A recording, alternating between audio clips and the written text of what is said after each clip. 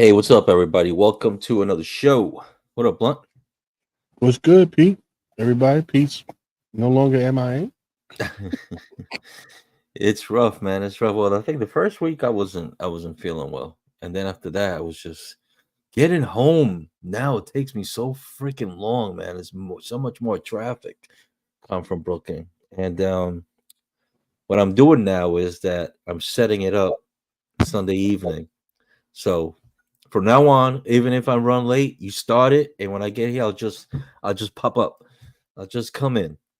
If I'm gonna be able to get the show done. But I just have to have everything set up, or else forget about it. I can't do nothing. Computer problems and all that. I got to make sure that everything is fine before we go live. So so before we get everything started, I want to real quick. I want to dedicate this show. This episode is going to be dedicated to a good friend, coworker, Jackie Gleason, who had just passed last week. Um, Mario Davila. I was like, why am I saying that in English? Mario Davila. This show is dedicated to him. He fought a really tough fight to the very end. Mario Davila, condolences to your family, co-workers, close friends. Um, he was indeed a really legit good person. So this show is dedicated to you, Mario Davila. Um, that there was a time, this is a few months ago before he left. Oh, the day that he left, I was at the locker room, and I see him walking by with a bag, like a big bag. He said, "Hey Pete," I said, "Yo, what's up, man? You feeling all right?" He goes, "Nah, I came to pick up my stuff, man, because it's back and I'm not coming Oh back, man, so I want to say my goodbyes now." Yo, that was like, I'm like, what do you mean? crushing. Yeah, it says I'm just gonna say my goodbyes now. I was like, so he gave me a hug, man, handshake. I was like, yo, I'm so sorry. You know what can you say? This is the first time that I have that kind of experience of someone like that. Like they actually saying goodbye, like they know what's gonna happen, And it's really hurt, man. That hit hard. And then like every couple of weeks I would reach out to him, say how you doing, and say I'm praying for you. He would respond. And then it came a point where he just didn't respond, and then we all got that news. So he really fought a good fight. I don't want to say what it was because I don't have the permission to say that, but more people would probably figure it out. But it was a long fight, and may he rest in peace, man. Good guy. Yeah, he had beat it for a little while, then it just came back with a Yeah, vengeance. yeah, yeah. He was pretty sure that he was good. He was good. Um, so okay. So with that said, folks, a lot of you have been waiting. We were supposed to have Nas Abdurrahman was supposed to be on today, but I got a call last night. He had a death in the family, and obviously he's not going to be able to be here with us tonight. But keep sending those questions. I see a lot of people been sending some questions. Keep sending the questions because he's coming on next Monday. He asked if it's okay to come next Monday. I said sure, not a problem. You gotta. How you gonna get mad at something like that? It's a tragedy in the family. So he will be back next Monday. Um, and that's it. So those of you that have questions for him, send them to us at twotransandmisfits@gmail.com. Whatever questions you have for him, like we've said in the past, don't come when we're doing a show or and then after hit either Blunt or me and be like, "Yo, how come you didn't ask this or you didn't ask that?" We're not Yeah, they always do professionals that. in that field, So we may have our own questions to ask, but you guys also have your own. So if you want us to ask those questions, send them to us, just like you guys did for Rob, Aurora Martinez. You know, so send the question. guys, you guys He are said, ruthless. "Yeah, I mean, he said he was ready. He says whatever it is, he says he's not gonna back down from any question." So, and I put a couple weeks ago, and you heard him saying it, that he's not going to back down. Okay. But tonight we have a special guest. So we're going to bring in a minute. But I want to also, I'm sorry, Blunt, that I just keep on going because I know you're going to have things to talk with Evangeline. Oh, good. You good? October 24th, our MTA CEO and chair, Juno Lieber, appointed the MTA with a new president. Demetrius Critchlow is our MTA's new president. You see on the screen. He's a 27-year transit worker. And in the past, we've had already 4 presidents that have abandoned the position. Okay. So he's coming on. He says he's ready. They all say that. Yeah. His grandfather was a porter back when the MTA was called the Transit Authority, and his father was a car inspector for the MTA. He said there was a letter sent out from the to the president, and these are the things that he said he wants to do. So I'll put it real quick on the screen if you can read it. So he wants to modernize delivery of service, leveraging data to enhance. Did I put the right one? Yeah. Leveraging data to enhance performance analysis, evaluating and implementing industry best practices, identifying and addressing the smallest critical factors that lead to incremental improvements in service. As supporting and protecting employees, he says improving upon operating and safety incidents. Why isn't that first? Huh? Why isn't that first? I mean, maybe it's just a list. It doesn't say that's the. He's not saying that that's the order he's doing it, but this is the things that he wants to do. And you guys could read the rest of them. You know, you could shut the screen, or Blunt, you want to take over from here. We're good. We don't want to keep Evangeline waiting too long. So maybe Evangeline will have something to say about that. So let's bring her on because she has something she wants to bring up about what's going on with transit. So without further ado, Miss Evangeline Byars. Hello. How are you? How are you all? Good to have you back. Yes, thank you for having me. You were supposed to be here a couple of shows ago, right? I was? I thought you was. No, I was here when had me. A Blunt Hat Gator? I wasn't supposed to be a part of that one. Oh, okay. Well, my bad. I thought you was. Okay. So how you doing? I'm doing well. Let me see. My camera doesn't look like it's right. Okay. Are you trying to set your background? No, I'm trying to get in the camera to where it doesn't look like I'm looking down. I don't know whether it's the way I'm holding the. Okay. You're looking down, but if you're looking at the lens, you're looking straight. Okay. Yes, if you just focus on looking straight, you're good. Okay, perfect. Yeah. So, Miss Byars, remember I had told you that I have one question. One question for you, and I know you have some things you told me before the show that you wanted to talk about. You're running for president. Yes. You've been talking a lot about things for track workers and MOW and all that good stuff for train workers, right? I don't know if I've missed it or what, but what do you have planned, or do you have anything planned as far as for the bus operator part of transit? So, but actually, I've been meeting with bus operators and the maintenance department of the Department of Buses to talk about their issues. So, some of the issues that are coming up big time in the Department of Buses are dealing with assaults, right? The uptick in assaults, the spitting, the hitting, the fact that there is no, with as much assaults and attacks that happen on bus drivers, their day-to-day interactions with customer complaints and those different issues, especially in the areas of assaults, that the TA is not really giving room for the natural reaction of a person who's being assaulted to defend themselves.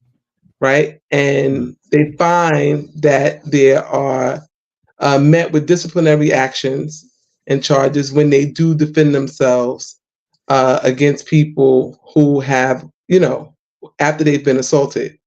Some of the other issues extend to the work program, the fact that they have now hired so many bus drivers and a lot of depots. The extra list is very extensive. Shuttle work is now not overtime. For some people, it may be, but very few. But the majority of the work has become straight pay, right? So the issues regarding the work program, the fact that we're not getting paid the wages that we're supposed to, excessive discipline, union reps not prepared to represent them when they go into disciplinary hearings, right? So all of these issues are the issues that have been brought up to me when I talk to the bus operators, right? Also, they are really trying to understand the givebacks, right? The givebacks of retiree medical. Are these things really true? Is this just political posturing? And I think the SSA president sort of, killed all doubt of anyone who thinks that this is just a political ploy to try to get people to elect me for president by highlighting the Medicare Advantage give back and how detrimental that is. So in the Department of Buses, the overarching sentiments that I've heard and concerns and the issues were dealing with assaults, not making enough money, the what's happening with runtime, and union reps not being, prepared to represent them in hearings and things of that nature. So for the Department of Buses, that means that we would definitely have to, like everywhere else, to train the union reps. There's really a bad culture in TWU. And I wasn't here when Roger was here, but from what I've heard and what the union reps who I've met that have come from under him, that you had to be prepared to go in and deal with management, and that's not happening right now. Most people, if they're getting off, is because they know how to do it themselves, and they sort of push back against management, but the union is not really showing up for them. So the union just has to show up. We have to make sure that we're prepared. Okay. Our union reps are prepared, rather. Mm-hmm. So you have a plan? Sure. Mm-hmm. So one of the things is there's no educational process in this union. I know from even talking to people who have way, way more time than me, they have no idea how the CBA actually works, especially when it deals with grievance and discipline. There are not shop stewards. They may say there's somebody's a shop steward, but when you go and talk to them, they have no idea of how to represent members. They don't know how to enforce the contract against management. And because they don't have the understanding or the knowledge of how to implement and enforce the collective bargaining agreement, management is having a field day, right? Because they know that our members are not prepared. So the fact that for years, since I've been here, I've never been through a shop steward training. All of this education and understanding that I have been self-taught, right? So it has been from trial and error. As things come up, you have to deal with it. You have to get the information. You have to do it. So I've learned as I've had to deal with the challenges that's been put before me. So it's unfortunate that the union does not train and teach the membership, because that's where we're losing, right? If you don't understand your contract, if they are violating your seniority, if you need to file a grievance, you don't know how to file a grievance. There's so many people that will call and say, can you just help me do a simple grievance? These are things that should be taught to the membership. That should be like, a class 101 of shop steward training of how to file a grievance, how to write a G2. All of these basic things are not taught to the membership. So we plan on coming in and making it available to all of the members to be educated, to take the shop steward training, whether you want to be a steward or not. You should come and get the information so you know how to protect yourself in your job. And for our union reps that's going to be, who are going to be there, they all have to go through training and understand how to represent members. Okay. Actually, a question just came through on our email. Mm-hmm. Why did Nas drop off your ticket? Nas drunk the Kool-Aid of everyone else with this, oh, we're going to all go independent. I don't have a team. It's chaotic. It's messy. However, if you watch what's happening right now, even people on the progressive action side have now admitted that it was not that I did anything wrong or that there was any violations on my side, but it was that it was just an inside hit to break my slate, right? And so that's what that was. Nas was around for a while. We've talked about it. He said that he was going to run with us, and at the last minute, he told me that they were going to run independent. So he went and ran independent. However, I don't think that that was a smart idea. He sort of listened to what other people were saying instead of, what he was actually experiencing. And, from the inside, we were infiltrated by people who are pro. You know what? I don't even know who they're pro. I know that they were sent in to act as if they were with us, and then they caused all type of chaos and confusion.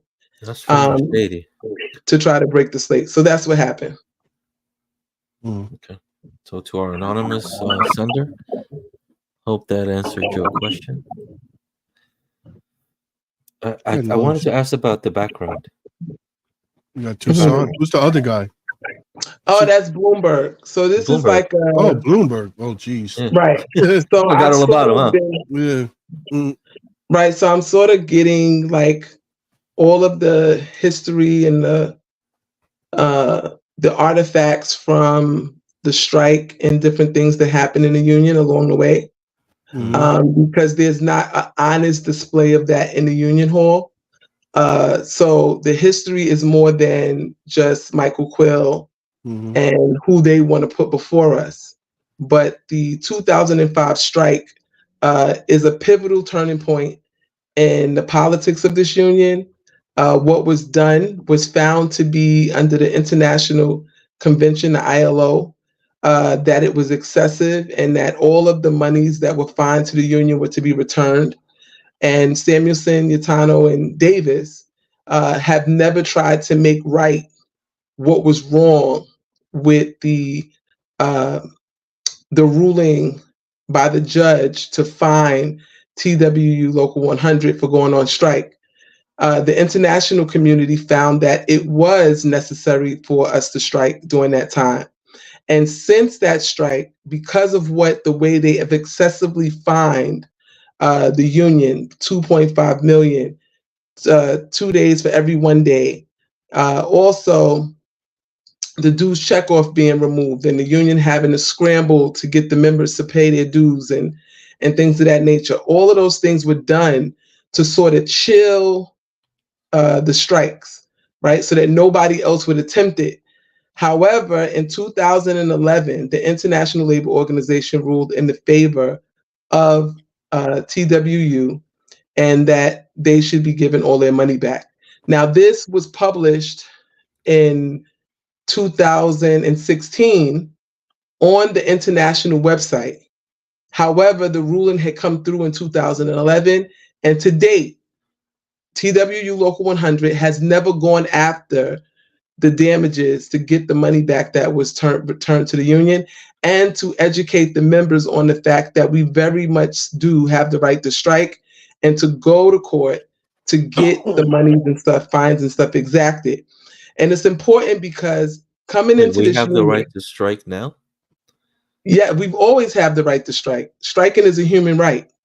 If you look at what's happening under the United Nations, under the ILO convention, which is where we get our collective bargaining rights from, in the 1987, I think it's the 1987 and 97 convention. They upheld the right to strike, right? They ruled that this is international law, and the United States has to be in compliance with that law. Although they have not ratified it in the United States, they do comply with the law, right? So we have the right to strike. So if you see, we have the Taft-Hartley and the Taylor law. If you watch right now, all throughout the country, strikes are happening.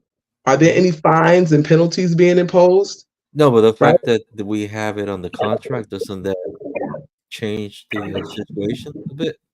What do you mean we have it in the contract? What do you mean? After we went on strike, wasn't that put on that we were not? Wasn't that agreed upon by the union that we were not allowed to strike? No, there's no contractual agreement to not strike. If it is, it violates the law. I haven't seen anything in the contract that says that we will not strike.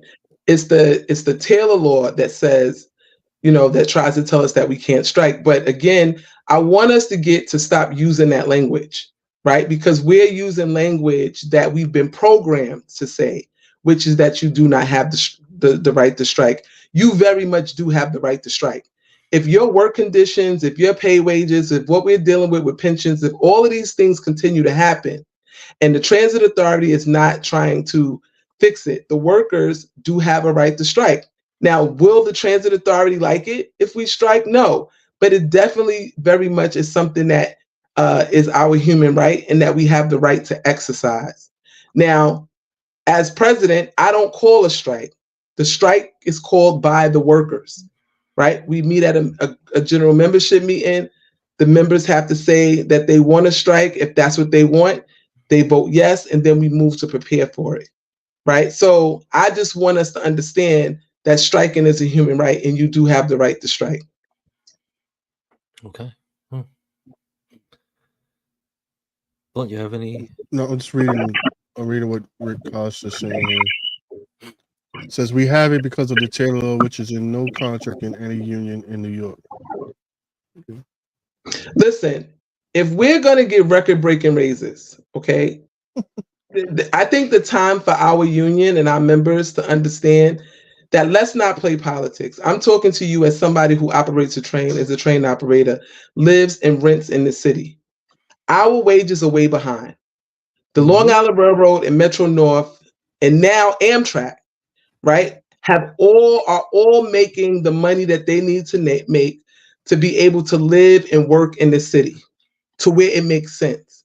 You cannot have us in one of the richest cities in the world, and especially in the United States, and we not be able to live here when a one-bedroom apartment, the market rate is $3,000, and that's in any neighborhood. We do not qualify for moderate to income housing, a lot of us, based on of what we make, especially those of us who rely on overtime to meet the rising cost of living here, right? So if we don't qualify for anything and we're not making the proper money, how are we supposed to live here? Why do we have to commute from other places? The international longshoremen showed us clearly they're under Taft-Hartley. The president of the union was very much aware that he could be fined if he struck. Did he strike? Yes. They got 66% wage increase. Okay. The UAW, same thing. UPS, they're making $49 an hour under the threat of strike. So you have to understand, and Amtrak, same thing. Once you start talking about striking and moving the needle, when you're able to prove that what you're doing it violates your human rights, the employer is being abusive and taking advantage, and you know that the monies are there, you have the right, or even dealing with our safety conditions, right? All of these things that are happening on this job, these are all things that are strike worthy. The transit authority is violating in such a way that, of course, if the members decided that that was something that they wanted to do, they could, right? So I want us to understand that The transit authority is not going to give us anything unless we demand it. And that demand has to be met with the threat, most likely, that striking is on the table, right? Mm-hmm. And we have to be comfortable with that and start to really make ourselves aware and understand what that is. And it's my job to come in and start to educate the membership and prepare us to be a real union, because this is not a union anymore. We have it as far as in theory, but not in practice. This is not a union anymore. And it's only a few more givebacks to where that contract becomes toilet paper. Okay, you only got a few more givebacks. They gave back your retiree medical. We now know for sure SSA came out, and there's other unions that's being affected by the give back, right? So unless the membership is giving back their muscle, Richie Davis is the give back king, right? He'll give it back and then tell you he didn't know what he did. He didn't understand, right? So we're losing, right? All the things that people have come in and have built their lives around and on, these things are disappearing. And when that CBA is gone, so is your livelihood. Look what Demetrius Kretschlow is talking about, modernizing the subway, dealing with workers' availability and all of this kind of stuff, and finding a secret source for customer service and all of these different things. How do you think he's going to accomplish all these things? Right? How do you think he's going to accomplish all of these things with a union that is just going to give him whatever it is that he wants and neglect what's happening with workers? Is he talking about dealing with the safety of employees? Is there any public service campaigns or PSAs going out to highlight why transit workers should be respected, the people who have to deliver the service, to modernize the system, right? Is there any care and concern about the membership? And I also want us to understand, I see people congratulating him on his ascent to be the MTA president, but make no mistake about it. Labor relations was created to crush the union, okay? This is an adversarial relationship. We're not friends. And so because of the fact that they treat us as an adversary, and don't like the fact that we have seniority, the right to bargain, overtime after 8 hours, health days, sick days, the fact that they have to give us vacations, and they don't want to give us any of these things. These are all things that were bargained for and that are under our contract. And the contract is eroding because Mr. Giveback, Richie Davis, has no problem with violating the collective bargaining agreement and just giving things back. So we're in serious times, and it calls for serious measures. And I'm very serious about this because I've watched through COVID as our members have died. I'm the one who has been on the phone constantly with Mr. Isaac, who was stabbed in the face on his bus and neck.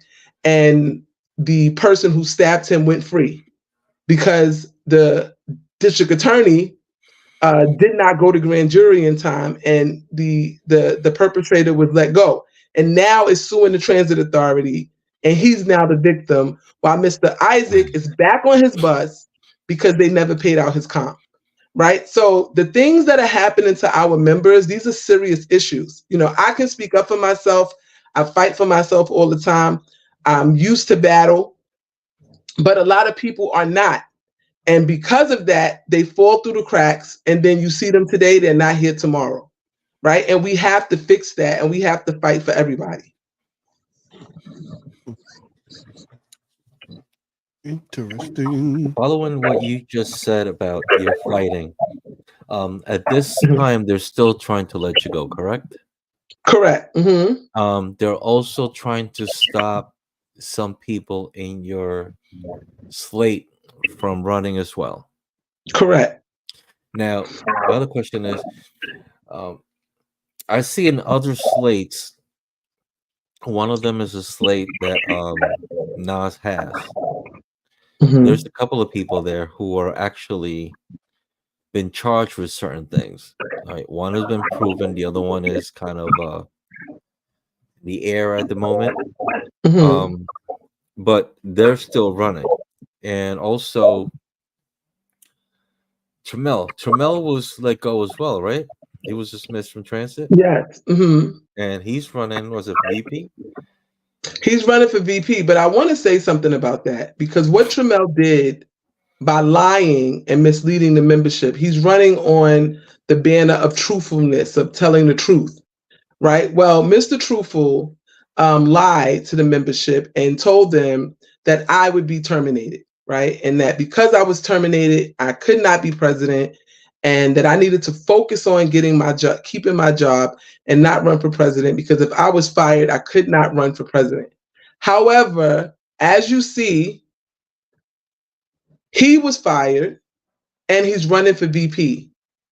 And this is why he's able to run, because whenever you are terminated from the employer and you are a part of a union, as long as you are appealing your termination, you still are a part of the union. The employer does not control membership. And the members of the union have to understand that. The Transit Authority has nothing to do with our union, although it does work very closely with Richie Davidson and Members First in that side. The Transit Authority still does not have control over Local 100. Now, the union tried to disqualify Trammell and tell him he couldn't run, and they had to reverse themselves because the employer, again, does not determine membership. Right? As long as you are a dues paying member and appealing your termination, you can run. Okay. So it's the members that decide how that happens. So when someone is terminated from the Transit Authority, you still have a right to participate in your union, run for elected office. As a matter of fact, Roger Toussaint was fired for 2 years when he became president of Local 100. Right? So he had not worked for 2 years at the Transit Authority, ran for president and won and became the president of the union. So again, termination does not disqualify anybody from participating in the union. Okay, I was just wondering about it because I see everybody that get fired and all this and still running. So okay, so as long as they're still dues paying. A dues paying member, and he's appealing his termination. That's why he can run. And Roger Toussaint gave them that information, even when they were out misleading the rest of the members, telling them that, if someone is terminated, they can't run. And also, I want you to understand this. The employer disciplining anyone does not disqualify them for being a part of the union. Because you are disciplined or something happens at work, that doesn't mean that you're not fit to be a part of the union. It makes you more qualified when the employer is targeting you and trying to do things to break you, right? To be a part of the union. That's what unions are for, to protect us from the employer. And so we can't go down the rabbit hole of thinking that the Transit Authority has jurisdiction over the union. It does not. One of the things that really turns me off is whenever I'm talking to union reps and they talk to me about what the authority's position is. I always tell them I don't give a damn about what the authority's position is. I'm concerned with the collective bargaining agreement. The authority can have whatever position they want. That has nothing to do with the charges that are before us and our position as the union. What is the position of TWU Local 100? What is our position? How have we become the sounding board for the position of the authority? We need to fix that. And that's what will be changed under my administration. Another thing that we're gonna deal with heavily, and that we're already looking for lawyers now to come in and deal in this area of grievance and discipline, because it's a total mess what's happening down at 2 Broadway. And I know if they are pulling stuff with me, who's gonna fight, who has a lawyer, who knows the contract, who knows when they're violating and when they're not violating, then that means that our members are being totally taken advantage of. And I'll give you an example of what's happening with me right now. On September 5th, I went before an arbitrator named Mr. Pfeiffer. Mr. Pfeiffer was the arbitrator on my case. He compelled the Transit Authority to give discovery. The Transit Authority then sees that Mr. Pfeiffer is telling them to process our reasonable information request as per the CBA. And instead of leaving Mr. Pfeiffer on the case, they go and forum shop, find an arbitrator who they feel will do their bidding and bring them in. Now, this arbitrator that they've brought in now, who is on the case, is not requiring the transit authority to give the reasonable discovery, right? However, how did she even get there? Okay, I already was before an arbitrator who told the transit authority to give the information that was being requested. Under the CBA, you cannot unilaterally remove an arbitrator once the hearing has already started. So on September 5th, the hearing began. The arbitrator took an adjournment, and that gave the transit authority time to produce the information for the next hearing. Well, they got rid of him, brought in someone else who is now saying the transit authority doesn't have to give the information.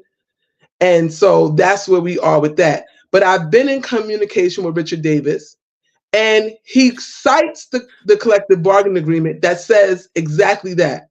The transit authority and the union cannot unilaterally remove the arbitrator once a hearing has started. Well, this woman that they've brought in, this arbitrator that they brought in, she was not on the case. So that means that the hearing has not begun with her. Remove her and put the arbitrator back who was there and let everything go on. But no, because they have an agenda and they've already set out to what it is that they want to do, they're not going to do it. So we're going to see if the president of the union, who communicated with me, sent me the language of the CBA, agreed that whoever the arbitrator is that had the case, that he could not intervene if they had it. Well, Mr. Pfeiffer had the case. He has the calendar. He has the information before him. Let's see if he protects the CBA, which is why you have a union rep in your hearings. When you go before an arbitrator, you have a union rep present to protect the CBA. Okay, and so this is something that is very, very serious, because if they're doing this to me, I could just imagine the circus and what they're doing down there at 2 Broadway with everyone else. It's disgusting. You spoke something about that the rally that you recently went to. You had some issues with that rally. Well, the issue with the rally was it was a FET, and Richard Thorne was the MC of the FET. And they basically turned it into a party. It was just music playing. There were union reps everywhere. You had a Trump rally. Yeah, it was like a Trump rally. Like a Trump rally that recently happened. 40 minutes playing exactly. music. And so they were playing music. They were partying. There was nothing said to the membership about anything moving forward of how they were going to fix and overhaul the system and deal with this. They're still going to give money to the DAs. They had these elected officials that came up there giving their little speeches about what they're going to do and talking about what they've done in reform and everything else. And we know that these things don't impact us directly because we don't feel it on the job. So whatever they're doing, it's not for us. And the other issue with what was happening there is that they would not allow the members to speak. This was an all-out campaign, hear me, see me, look at me, but there was nothing done. And even JP, if you saw what he did, he tried to slip away. If these things don't stop, it's getting to the point we're going to have to do something.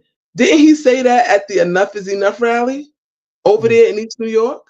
Right? If they do something else to our bus drivers or our train operators, we're going to shut it down. We're going to do this. And nothing has happened. Okay? And proof of that is Mr. Isaac is driving a bus right now. Okay? He has not been taken care of by the union, and something needs to be done about that. If they can do membership, that, the membership, sorry, it's like the membership focuses on that day at that moment, and then it's like they forget. It's not that we don't have a union anymore. Listen, because we don't have all this, and everybody's gung ho about it, but then it stays quiet, and it seems like the membership just stays quiet along with it. They don't even bring it up. Well, it's not that. The membership, no, we do not have a union. I think agree we with need that. to really digest that. We don't have a union right now.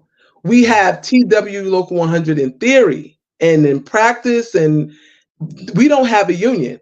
A union is able to call a rally and members show up.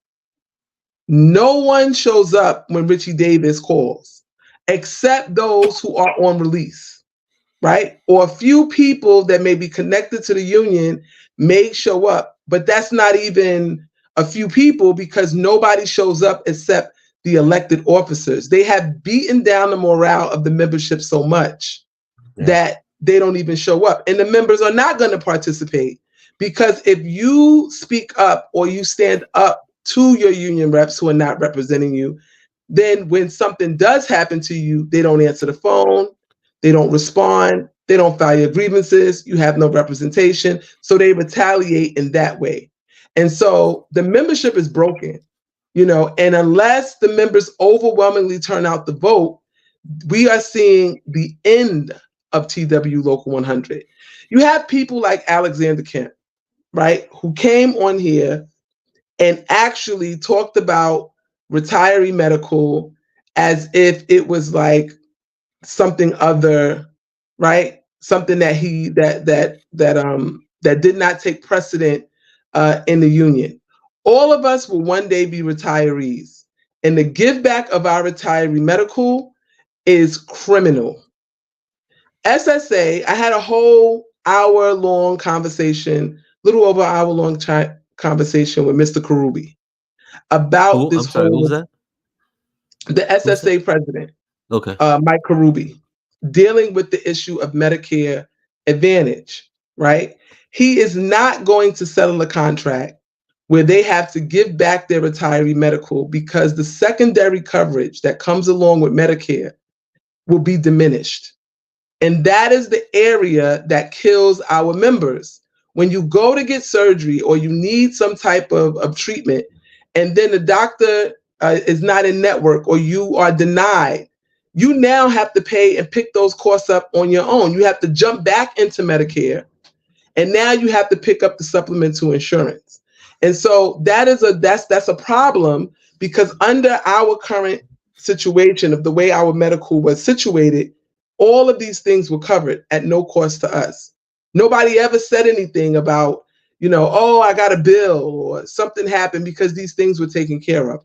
So the Medicare Advantage thing and the fact that Kemp, said that active benefits can't be diminished, but retiree benefits can. I almost choked when he said that. Okay. And these are, and what makes it even more disgusting is that Kemp sort of has a little bit of respect amongst the membership because they remember him from when he was on the other side of JP. I don't think people really understand yet that he has now assimilated to the behavior and the position of the union when it comes to the membership. And because he is a vice chair or a recording secretary, he feels that he can tell you things like, oh, that's way above my pay grade. That doesn't have anything to do with me. I don't negotiate that. I don't deal with it. As the union, it is you, union rep, who's supposed to push back against the leadership and management and anybody else who is coming for our collective bargaining agreement and our benefits. And the fact that he has now aligned himself with them should make everybody vomit. Would you be opposed to, because I really can't talk a lot about him, being that he's not here to say anything, but would you oppose to both of you being on here and talk about this issue to see how they defer? Kemp will never. I don't mind. I'm not talking about a debate. I'm just talking about just a chat. Just talking even about if we had a discussion, I don't mind discussing anything with him. Okay. Right. However, he's going to dodge the issue. Right. They all like to say, oh, she yells, she does this. I don't yell. I just put forth the issue. What they're not used to is people being get on that. Find out with Kemp if he's willing to come on with Evangeline. I'll find out. Right. Just What to they're have a not discussion. We're not talking about having a debate. Just have a discussion. You know. No, we can Because, definitely have a discussion. okay. That's not a problem. Another use. We wanted to say is that man you have in the background. Bloomberg. No. Who, Tucson? Tucson? Tucson. That's the last time. Even though he threw us under the bus, that's how I feel. Even though he threw us under the bus with that strike, that we only went strike 3 days. I feel that he used to really pull people in to rallies. Right. Well, I believe that's the last time that I ever saw something where if he told people come, they would show up. So right. Well, I want to say something about him throwing you under the bus. It wasn't Roger Toussaint who called off the strike. The strike was called off by the International. Right. I always Who was in charge ask at that them. time? Who was the president of the International at that time? I don't remember who the president was at that time, but it was the International that called off the strike. The papers even recorded. It was the International that called off the strike. It was not Roger Toussaint. Didn't want to. He didn't want to. They were in. Toussaint didn't have the authority and the ability to go against the International, right? If you even pay attention now, if the International is the one that comes out and stands with Metro North, Long Island Railroad, and say, we stand in solidarity with the Metro North when they strike. We stand in solidarity with this when they strike, right? And it was the International that called off the strike. And understand, with the fines, so then we're screwed because if you become president and you go forward and say we're going to strike, and the International comes down to you and says, end it. No. Well, see, I have knowledge of the moves that they will try to make. Right, but you said that if the International calls it, then you have to follow what the International, because you would. No, I don't have to follow anything that the International says. You just said that Toussaint did not have. No, he didn't. Toussaint was arrested. Toussaint was in jail when they called off the strike. Right, he wasn't on the picket line with you. He was locked up when they called. He still didn't have nothing. He couldn't say nothing from behind bars. He couldn't have said keep going. It's not that he couldn't say anything from behind bars. You have to remember that there's a whole operation that was working against what it was that he was doing in the first place. Right? Remember, it was that strike is the reason why you were paying the 1.5, which is now 2%, into the retiree medical for the retiree medical benefits. It was that strike that stopped us from becoming tier 6. So no, you didn't get everything that you asked for. But had that strike not occurred, you wouldn't have retiree medical. You would not have. We would have at that time gone to tier 6. A lot of the things that's happening are because who your leaders are now, right? And I wasn't here during that time, so I really don't want to speak on that. But I know some of these things that have happened when you start to really look at, the dynamics of how things play. And even now, the International is stacked against us here at Local 100.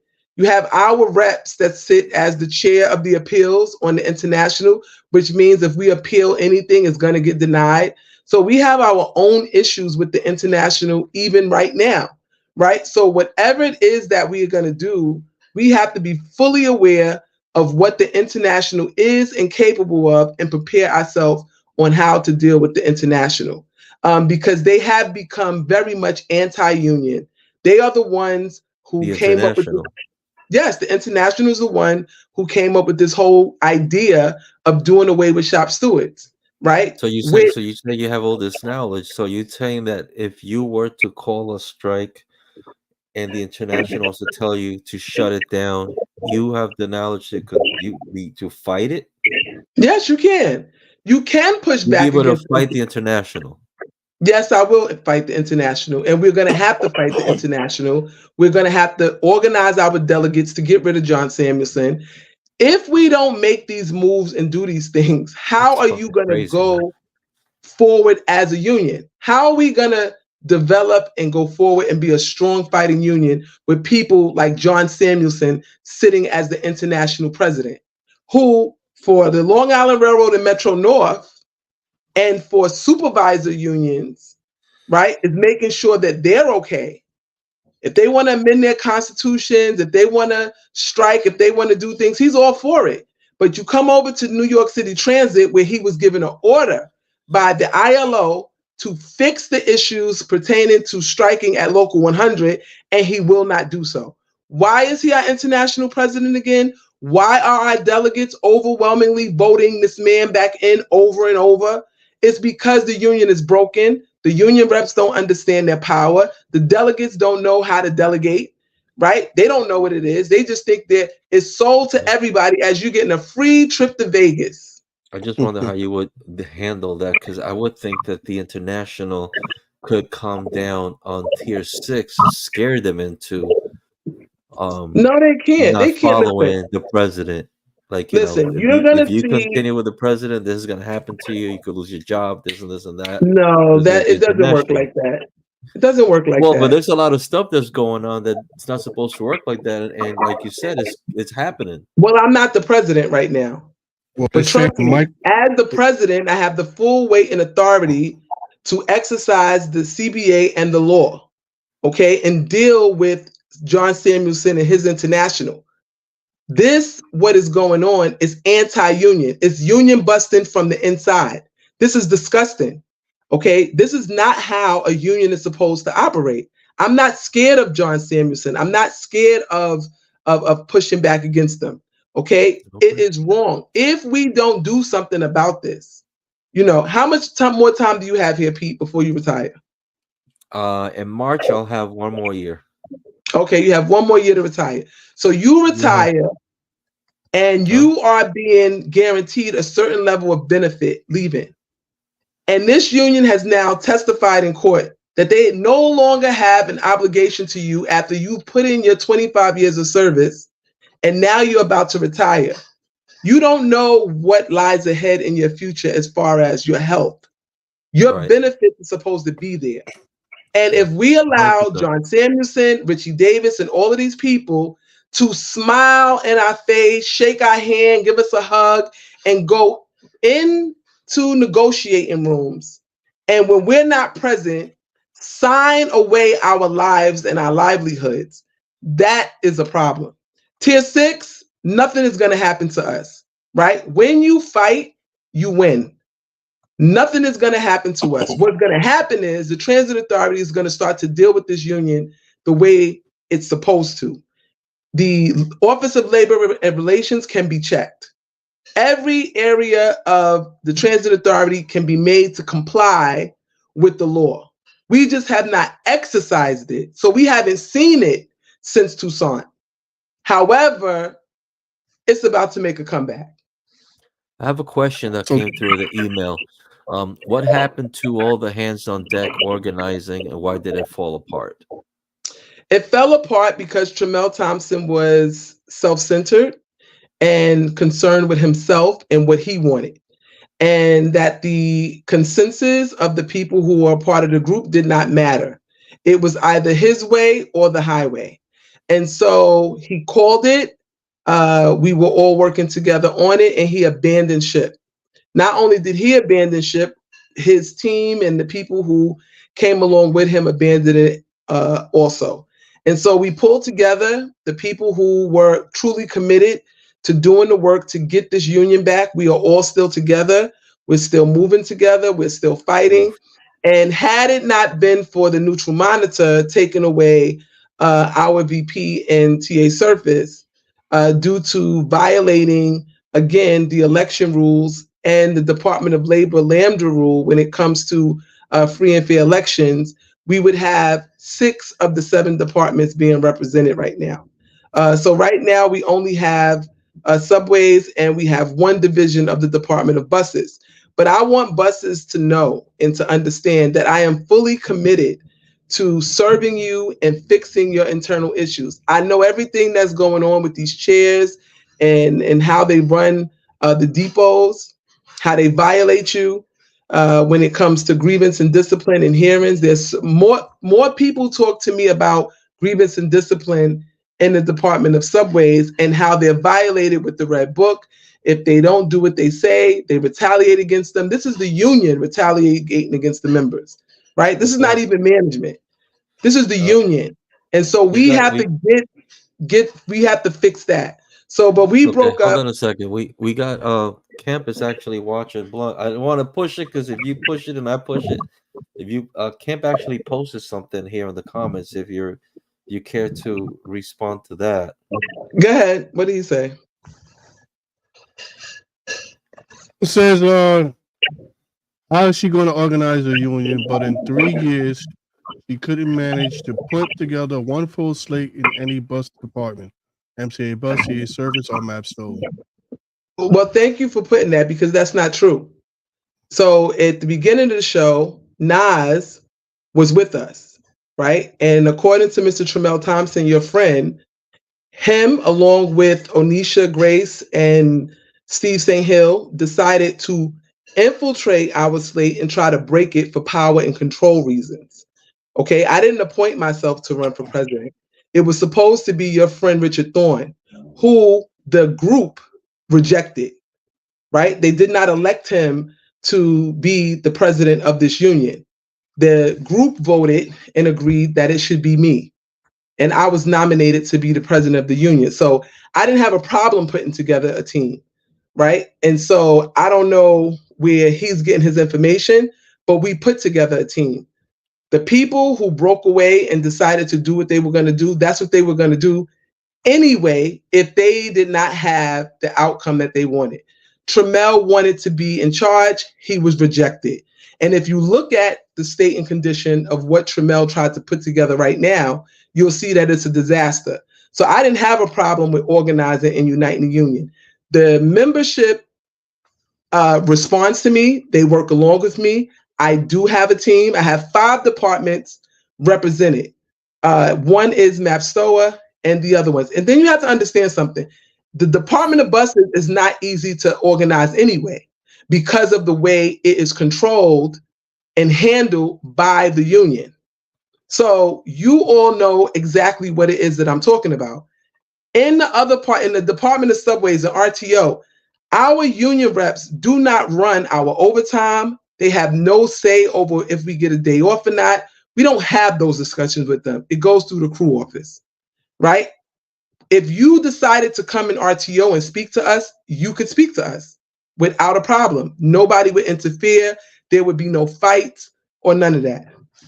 You come in the Department of Buses, it's like coming to a gang people fight. coming down hard on what you're saying. We're running out of time as Byars, but No, but now that we see Kemp, Kemp is watching, I could ask Kemp if he would be interested in not next Monday because we have Nas is going to be on, but would you be interested in joining Ms. Byars on a show, let's say 2 weeks from next or a week from next Monday?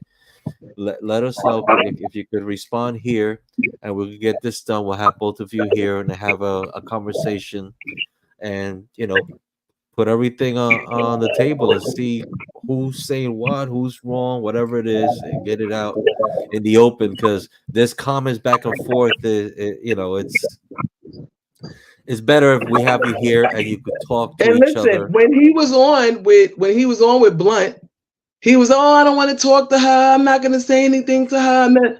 And now he wants to play in the comments. In his defense, if we don't like to do something like that here on the show without knowledge of it going, because it feels like we're not going to sandbag you. Like I told you earlier, we're going to have questions. But listen, but we don't want to do something we don't want to put you in a spot where you're not prepared. Not that we're going to tell you the questions. No, not that we're going to tell you the questions. But just to throw things at you like that, I don't think it's right. So at least if you know something's coming on. Listen, if you step up to run for any position, you become a public figure, right? And that means that you have to be open to being questioned and challenged. If you can't handle that at any moment, then you shouldn't be doing it. I am fully prepared If you brought him in on now and you brought him in on this camera, I am He fully says he has ready to see because if he has to time, 'cause he engage has with him. assimilated. Come on, Kemp. Come on, Kemp. He has assimilated. Listen to him. He talks all around. We call him the great equivocator. Oh man. Right? He's very good at going all around the mulberry bush. I got right? another question for you. Sorry. Mhm. I'm getting questions on the email. How do you feel that Richard Thorne is supporting your opposition, JP, Kemp, and Gary on the members' first slate? Well, they've just shown who they really are. Listen, we always talk about people running as opposition, and then once they get in and they get a taste of release time, and the fact that under a Richie Davis administration, there's no accountability. You do whatever you want, right? They go to the other side and they just ride the wave. And that's what's happening now. They're just riding the wave. I'm not shocked. Well, we'll definitely, hopefully, we could get you and Kemp on an upcoming show. I'm sure Kemp could come out of his assimilation for at least an hour. Take the blue pill. Take the blue pill. Take the blue pill. And join us with Evangeline. We'll have a nice chat. Let us know if you're. But for now, let's say, okay, next Monday we're gonna have Nas. He's gonna be back. Got plenty of questions for him. You guys want to send more? Send more. And maybe the Monday after that, we might have Evangeline and Kemp on the show. So, guys from the oppositions or whatever, you have questions, again, send us your emails to transitmisfits@gmail.com for either party, and we'll see how that works out. Alexander Kemp says he'll bring coffee. Okay, so let's see how that goes. No, tell him to bring his CBA. Tell him to bring your collective bargaining agreement. That's what you bring. Your collective bargaining agreement. All right, so okay, so not next Monday, but the Monday after that, you're ready. I want to see if Kemp will be ready. So Kemp, you're getting called out right here by Miss Evangeline. She says you won't do it. I wish I had a picture of Kemp. I'll put it up here right now. Kemp, we waiting on you. We waiting on you, bro. Listen, two things real quick. At the end of the day, let me be serious now. At the end of the day, you haven't been serious all this time. No, I've been serious, but I don't want to end on that note. I want to understand something. Okay. Regardless of how much Kemp has gone to the far left or right? At the end of the day, we are part of the same union. And what I hope for Mr. Kemp is that he finds religion, right? And does the right thing by the membership and stops lying and misleading the members. It's time for him to be a stand-up man, the person who we had known him to be before he went and decided to join the Richie Davis bandwagon. You know, at the end of the day, the decisions that he makes, you know, when he doesn't show up to vote on real issues on the executive board, when he shucks and jives and plays these games, it is affecting the future of Local 100, and it's not funny. And as someone who says that he cares about this union, it's time for him to stop playing politics and do right by the membership. There's always room to change and to grow, and I hope he finds himself and comes back and does what is right by the members of Local 100. Oh, there you go. I was like, what are you putting me? What am I supposed to say? I want to thank everybody that joined us. I see some people posted some comments, or we didn't put them, or questions. Jose Rivera, Jay Wilson, Mario Siringo. You should ask their questions. William Ortiz. And Alexander Kemp, thanks for joining us. Celso Garcia and everybody else that's watching that probably didn't comment, but thank you for joining us, and be watching, because we got. Well, is there any way on fire right now? Lloyd Archer. Any way to see the comments? Is there any way to see the comments? Yeah, you should be able to see them. You don't. I don't see them. You don't see them? Only when you put like one on the screen, I can see that, but I don't see it over here on my side. You don't see a thing that says comments on the side? Let me see. On the right. Okay, I can see them now. I see them now. Yeah, you see them all there. All of them there. Yeah, I see them telling. Some of them are just posts, and some of them are questions and comments. Yeah. But we'll come back. We'll come back in another week, and you know, if you see any of these that you want to respond, or you could just respond to them even after we go off air. You could still go back and respond to each of them. Yeah, I would recommend double backing a couple of times because people always post the comments after the fact. Yeah. So after we're out, you know, or tomorrow you got some free time, come back on this what do you call it, on the stream, and Right. you can see all the things. I'm sorry, Blunt. I just feel like you didn't get to say anything this time around. It's okay. Was it because I didn't show up on the last two? Yeah, you gotta make up time. Wait, you gotta make up time. Something that somebody said about when you retire, you keep the medical of the healthcare.